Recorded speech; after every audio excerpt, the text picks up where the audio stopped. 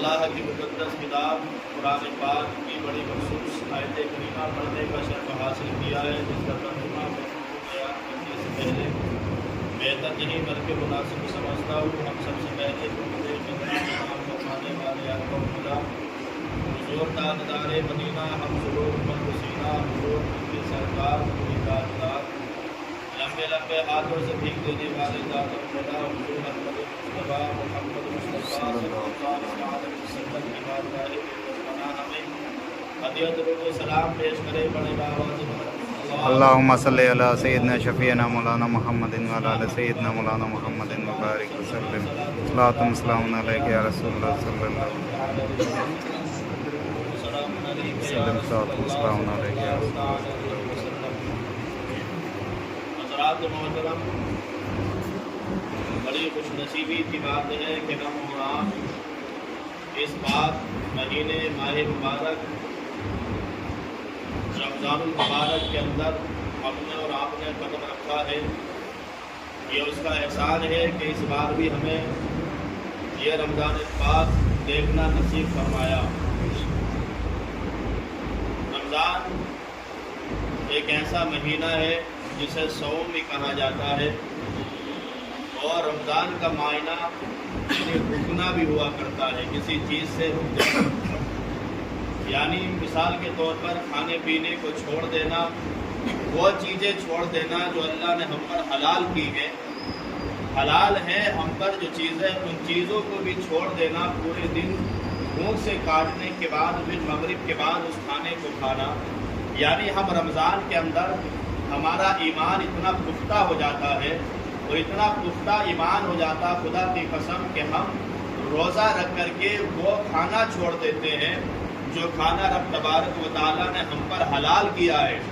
मगर गैर रमज़ान के बाद हम इम्तियाज़ नहीं करते, हम ये तक नहीं देखते कि अल्लाह ने हम पर क्या हलाल किया और क्या हराम किया है। इस महीने और ये रोज़ों का जो महीना है जो अल्लाह तबारक व तआला ने हमें और आपको अता फरमाया, अल्लाह के नबी सरवर कायनात सल्लल्लाहु अलैहि वसल्लम इरशाद फरमाते हैं, हदीस कुदसी है, हदीस कुदसी उसको कहा जाता है जो यानी अल्लाह तबारक व तआला की तरफ से वही आए, वो कुरान पाक ना हो और अल्लाह के नबी उसको बयान फरमाए, उसको हदीस कुदसी कहा जाता है। ये हदीस कुदसी है। अल्लाह के नबी सरवर कायनात सल्लल्लाहु अलैहि वसल्लम इरशाद फरमाते हैं, अस्सौमु ली व अना अज्ज़ी बी, यानी अल्लाह इरशाद फरमाता है रोज़ा मेरे लिए है और मैं इसकी जज़ा खुद अता फरमाऊँगा।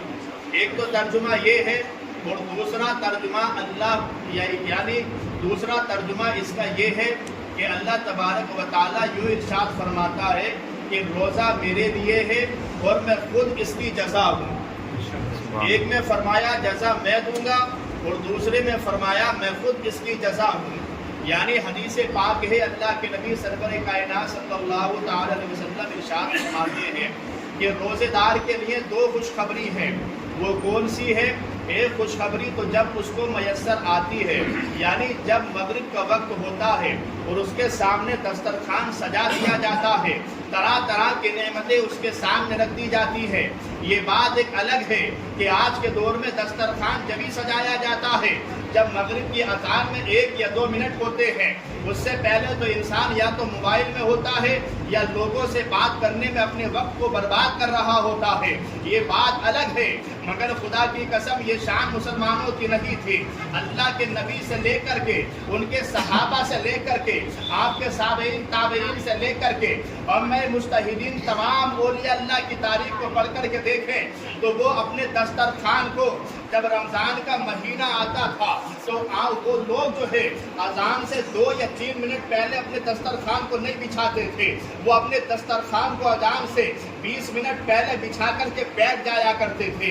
उस नेमतों को तरह तरह की अपने सामने रखने के बाद आज तो बहुत अल्लाह ने नेमतें हमें अता फरमाई हैं। ये नेमतें उस ज़माने में नहीं थी, मगर खुदा की कसम जो भी पानी या खजूरें लेकर के वो लोग बैठते थे और बैठने के बाद जब तमाम लोग बैठ जाते اور جب دسترخوان سج جاتا تھا تو وہ لوگ کرتے کیا تھے؟ دسترخوان پر بیٹھ کر کے ایک دوسرے کے لیے دعائیں کیا کرتے تھے، اللہ سے دعائیں مانگا کرتے تھے۔ ان کو پتا تھا کہ یہ وقت وہ وقت ہے کہ جس وقت روزے دار یعنی روزے دار جس کے منہ سے روزہ ہوا کرتا ہے، اور اللہ کے نبی ارشاد فرماتے ہیں اس کے روزے کا مقام یہ ہے، اس کے منہ کا مقام یہ ہے کہ اللہ کے نبی ارشاد فرماتے ہیں کل میدان محشر کے اندر سب سے زیادہ پسند اگر اللہ کو کچھ ہے تو روزے دار کے منہ سے نکلی ہوئی یعنی خوشبو ہوگی، یعنی مشک سے بھی زیادہ پسند اللہ کو کوئی چیز ہوگی تو وہ روزے دار کے منہ سے نکلی ہوئی ہوا ہوگی۔ اللہ اکبر۔ آپ دیکھیں جب یہ چیز اللہ کے نبی کی حدیث سامنے ہے، وہ لوگ دسترخوان بچھا کر کے بیٹھ جاتے 20 منٹ پہلے یا 10 یا 15 منٹ پہلے اور اللہ سے باتیں کیا کرتے تھے، اللہ سے دعائیں مانگا کرتے تھے، گڑ گڑا کر کے دعائیں مانگتے تھے۔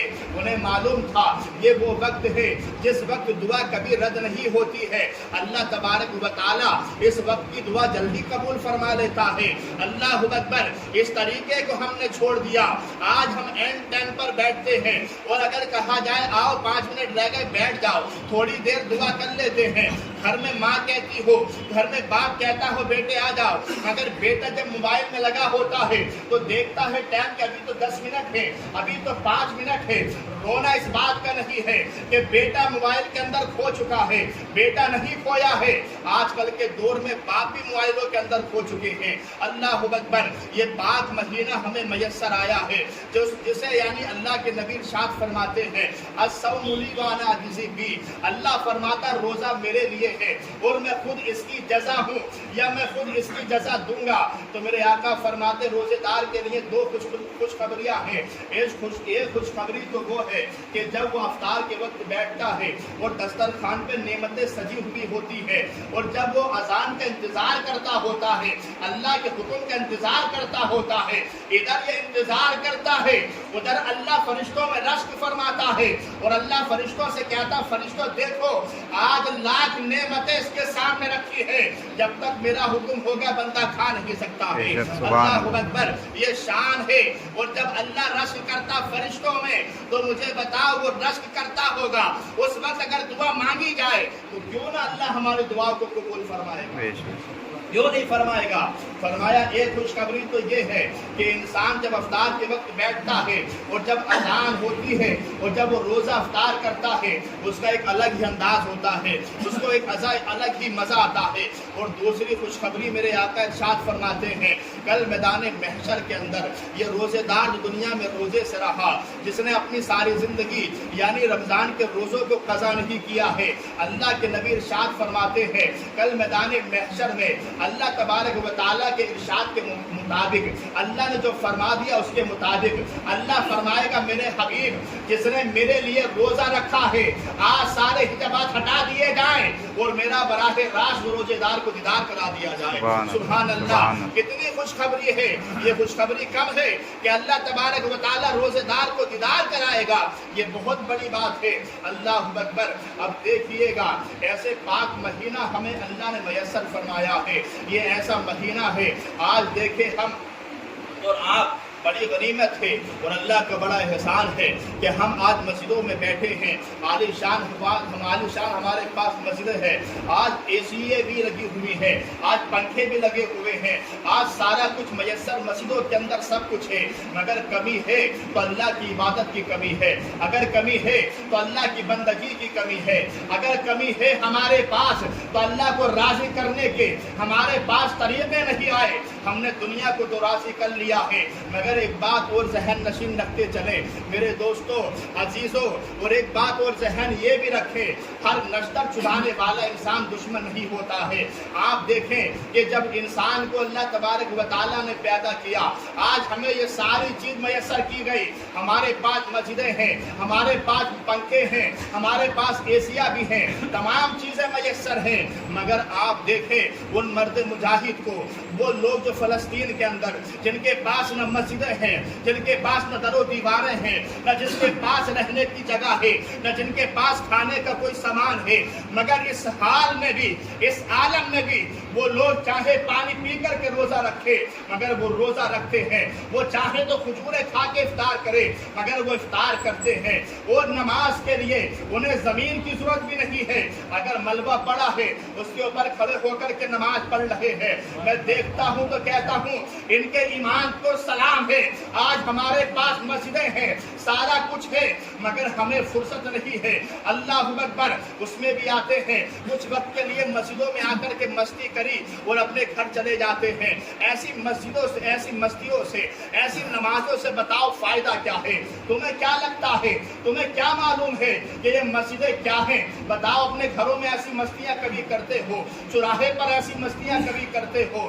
دو گناہ ہیں، ایک تو اپنی خود کی نماز خراب کرتے ہیں، پھر دوسرے کی نماز بھی خراب کرتے ہیں۔ اور یاد رکھیں ہمیں اپنا حساب دینا ہے کل میدان محشر میں، تو دوسرے کا حساب کیسے دو گے جس کی نماز ہم خراب کرتے ہیں؟ بات یہ نہیں ہے کہ ہم چھوٹے بچے ہیں یا ہم ابھی نادان ہیں یا ہم سمجھتے نہیں ہیں۔ یاد رکھیں پہلے کے زمانے کے لوگ کے مطابق آج کل کے بچے زیادہ سمجھدار ہیں۔ پہلے کے لوگ 20 سال میں یا 30 سال میں جو سمجھ رکھتے تھے آج کل وہ بچے 20 سال میں سمجھ رکھتے ہیں۔ تو بتا دنیا سمجھی تم نے، اسلام کیوں نہیں سمجھا؟ دنیا سمجھی تم نے، دین کیوں نہیں سمجھا؟ اللہ اکبر، یاد رکھو جو وقت فلسطین کا ہے آپ شکر تو کریں اللہ کا کہ اللہ نے ہمیں لاکھوں سے اچھا رکھا ہے، اور دعا کیا کریں مولا جو حال ان کا ہے ان حال میں اللہ تبارک و تعالی ان کو جلدی نجات عطا فرمائے، ایسی دعا کیا کرے تو اللہ اس دعاؤں کے۔ ایک بات یاد رکھے، میرے آقا ارشاد فرماتے ہیں مومن وہ ہوتا ہے، یعنی دنیا کے تمام مومن جو ہے ایک جسم کے مانند ہیں، ایک جسم کی طرح ہے، یعنی جیسے ایک جسم میں اگر انسان کے پیر میں لگتی ہے تو اس کے درد ہوتا ہے شریر کے اندر، اگر ہاتھ میں لگتی ہے تب بھی اس کی آنکھ سے آنسو نکلتے ہیں، اگر پیٹ میں درد ہو تب بھی آنکھ سے آنسو نکلتے ہیں۔ یعنی مثال میرے آقا نے کتنی شاندار دی ہے۔ آپ دیکھیں کہ تمام مومن ایک جسم کی طرح ہیں، اگر درد کہیں بھی ہو تو تکلیف انسان کو ہوتی ہی ہوتی ہے، آنکھ سے آنسو نکلتے ہی نکلتے ہیں۔ آج کہیں بھی اگر اللہ اکبر مومن والا تڑپتا ہو، کچھ ہوتا ہو، ہمیں کوئی فرق نہیں ہے، ہمیں جو کرنا ہمیں وہی کرنا ہے، ہمیں جیسے زندگی گزارنی ہے ویسے گزارنی ہے۔ یہ باتیں میں تلفیہ اس لیے نہیں کہتا کہ خدا نہ مجھے آپ سے کوئی دشمنی ہے، اللہ نہ کرے، ایمان والا جو بھی ہے وہ کہیں کا بھی ہو وہ ہمارا بھائی ہے۔ مومنون اخوہ، اللہ نے قرآن میں کہہ دیا ہے مومن آپس میں بھائی بھائی ہوتے ہیں، اور میں نے کہا ہر نشتر چبانے والا کبھی دشمن نہیں ہوتا ہے۔ یعنی جب انسان کا آپریشن ڈاکٹر کرتا ہے اس کو چیرتا بھی ہے، اس کو پھاڑتا بھی ہے، تو بتاؤ کہ وہ دشمن ہوتا ہے؟ ڈاکٹر دشمن نہیں ہوتا، ڈاکٹر تمہاری یعنی شریر کو اچھا کرنا چاہتا ہے۔ یہی طریقہ ہے آج کل کے علماء کا، اللہ اکبر جو حق بولتے ان کا، وہ چاہتے ہیں یہ ہماری قوم راہ راست پر آ جائے، جو لوگوں نے ہمیں دکھایا ہے وہ چیز ہماری قوم نہ دیکھ سکے۔ آپ اندازہ تو کریں بھائی کہ ہم کہاں ہیں اور ہماری آنے والی نسل کہاں جانے والی ہے۔ الغرض کہنے کا مقصد یہ ہے اللہ اکبر، اللہ تبارک و تعالیٰ نے کلام بلاغت میں ارشاد فرمایا شہر رمضان الذی انزل فیہ القرآن، اللہ کا قرآن کہتا ہے۔ اب اس مہینے کی برکت سن لیں، برکت کیا ہے؟ اللہ تبارک و تعالیٰ نے اس مہینے کا نام جو ہے قرآن پاک میں ارشاد فرمایا۔ کتنی بڑی برکت ہے کہ رمضان کا نام اللہ نے قرآن میں عطا فرمایا، شہر رمضان الذی انزل فیہ القرآن، یہ اللہ کا قرآن ہے جو قرآن میں اس رمضان کا ذکر آیا۔ اور میرے آقا کی حدیث سنیں، حضرت سلمان فارسی رضی اللہ تعالیٰ عنہ بیان فرماتے ہیں کہ جب شعبان کا آخری دن تھا، یعنی چاند دکھنے والا تھا رمضان کا، تو اس سے ایک دن پہلے مصطفیٰ نے اعلان کیا تمام لوگوں کو اکٹھا کرو، تمام صحابہ کو بلا کر کے لاؤ۔ مسجد نبوی میں بلایا گیا، نبی بلائے اور صحابہ نہ آئے۔ اللہ اکبر، وہ صحابہ جو ایسے تھے نبی اشارہ کرے تو ہم اپنی گردنوں کو حضور کے سامنے پیش کر دیں، وہ یہ تھے۔ تو حکم جب سنا تو تمام صحابہ مسجد کے اندر تشریف لے آئے۔ میرے آقا نے خطبہ ارشاد فرمایا، خطبہ رمضان کا ارشاد فرمایا، یعنی سننے والے صحابہ ہیں اور سنانے والے میرے مصطفیٰ ہیں، سبحان اللہ۔ اور فضیلت کس کی بیان کرتے ہیں؟ رمضان کے مہینے کی فضیلت بیان کرتے ہیں۔ اور میرے آقا ارشاد فرماتے، صحابیوں تم پر ایک مہینہ ایسا سایہ فکر ہونے والا ہے، وہ ایسا مہینہ ہے، ایسا مہینہ سایہ فکر ہونے والا ہے جس میں تم اگر نفل نماز پڑھو گے تو اللہ تمہیں فرضوں کا ثواب عطا فرمائے گا، اور اگر فرض نماز ادا کرو گے تو 70 گنا اللہ تم کو اس کا ثواب عطا فرمائے گا۔ اس مہینے کی اگر فضیلت کسی نے بیان کی تو میرے مصطفیٰ نے بیان کی ہے، اور نبی کا فرمان وہ ہے قول محمد قول خدا، فرمان نہ بدلا جائے گا، بدلے کا زمانہ لاکھ مگر قرآن نہ بدلا جائے گا، بدلے کا زمانہ لاکھ مگر قرآن نہ بدلا جائے گا۔ تو یہ جو مہینہ اللہ تبارک و تعالیٰ نے ہمیں میسر فرمایا ہے، تو اس میں ہمیں اور آپ کو چاہیے کہ اللہ تبارک و تعالیٰ کی خالص بندگی کریں، خالص بندگی کریں، اور سوچے تو صحیح یہ مہینہ تو ایسا مہینہ ہے جس میں جہنم کے دروازے بند کر دیے جاتے ہیں، جنت کے دروازے کھول دیے جاتے ہیں، اور شیطان کو تو خود قید کر دیا جاتا ہے۔ اللہ اکبر۔ پھر شیطان جب قید ہو جاتا ہے پھر بھی وہ شیطانیاں ہمارے اندر آتی کہاں سے ہیں؟ اللہ اکبر۔ آپ اندازہ لگائیں کہ یہ مہینہ، اب یہ سنیں کہ اللہ تبارک و تعالیٰ کو یہ روزہ اتنا خاص کیوں ہے، اتنا پسند کیوں ہے، اور اتنا بڑا انعام اللہ نے ہمیں عطا کیوں فرمایا؟ اللہ نے کیوں کہا کہ روزہ میرے لیے ہے، میں اس کی جزا خود ہوں؟ نماز ہم پڑھتے ہیں، اللہ نے نہیں کہا نماز میرے لیے میں اس کی جزا ہوں، اللہ نے نہیں کہا روزہ یعنی زکوٰۃ میرے لیے ہے میں خود اس کی جزا ہوں، نہیں کہا اللہ نے میں اس کا بدلہ دوں گا، اللہ نے یہ بھی نہیں کہا کہ حج میرے لیے ہے اس کا بدلہ میں خود دوں گا، اللہ نے نہیں کہا، مگر کہا تو اللہ نے رمضان کے لیے کہا، روزے کے لیے کہا۔ اللہ فرماتا روزہ میرے لیے ہے میں خود اس کی جزا دوں گا۔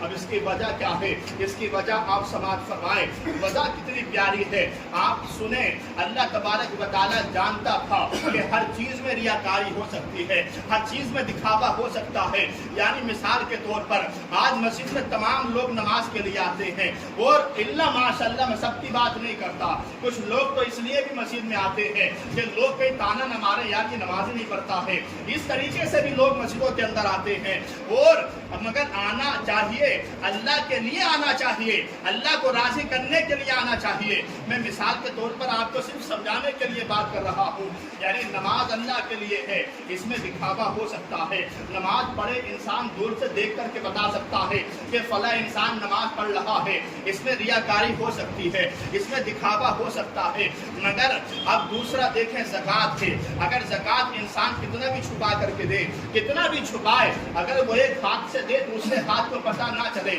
تو جو دے رہا ہے اس کو پتہ ہے، وہ جو لے رہا ہے اس کو پتہ ہے، زکوٰۃ بھی چھپ نہ سکی، یعنی یا تو دینے والا جانتا ہے لینے والا بھی جانتا ہے، دو جنے جانتے ہیں۔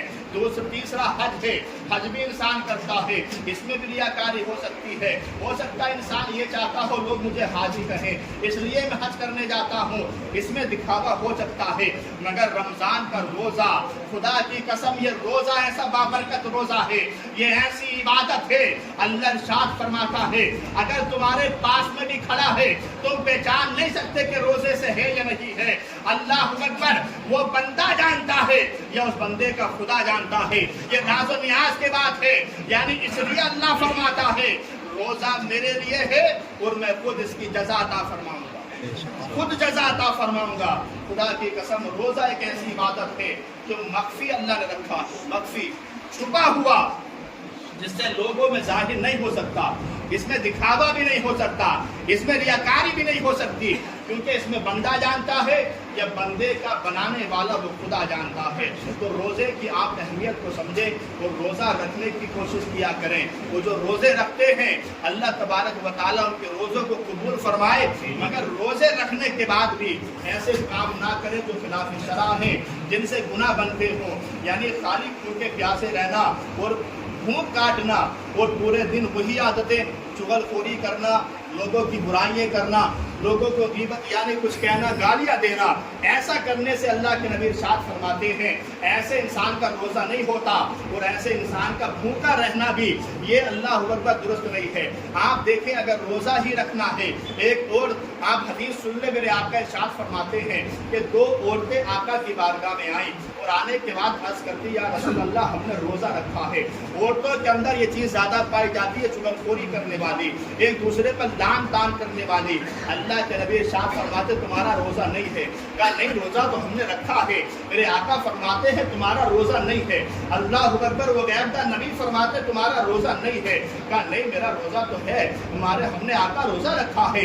आका इरशाद फरमाते चलो तुम तय करो, यानी उल्टी करो। जब वही मेरे आका ने उल्टी कराई तो उन्हें खून की उल्टी होती है, उसमें कुछ लोटड़े भी निकलते हैं, गोश्त के लोटड़े भी उसके मुंह से निकलते हैं।